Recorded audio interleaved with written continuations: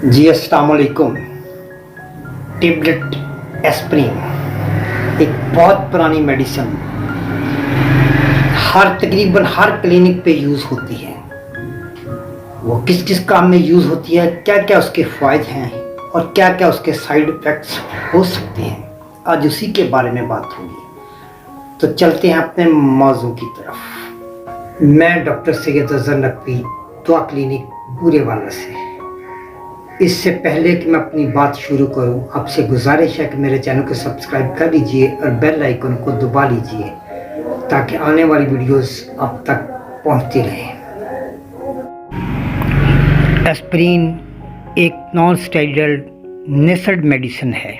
ये सूजन को दूर करती है, दर्द को कम करती है, बुखार को दूर करती है। ये नए और पुराने दर्दों के लिए नहायत ही कारआमद मेडिसिन के तौर पर इस्तेमाल होती है। ऐसी ख़वातीन जो अपने बच्चों को ब्रेस्ट फीडिंग कराती हों, उनको एस्प्रिन बिल्कुल इस्तेमाल नहीं कराना चाहिए जब तक उनकी डॉक्टर उनको एस्प्रिन इस्तेमाल करने की इजाज़त ना दे। एस्प्रिन ऐसे मरीज़ इस्तेमाल ना करें जिनको मैदे में अल्सर हो, आंतों में सूजन हो, गुर्दों के मसाइल हों और आंतों से खून आता हो। ऐसे मरीज़ों को एस्प्रिन नहीं देनी चाहिए।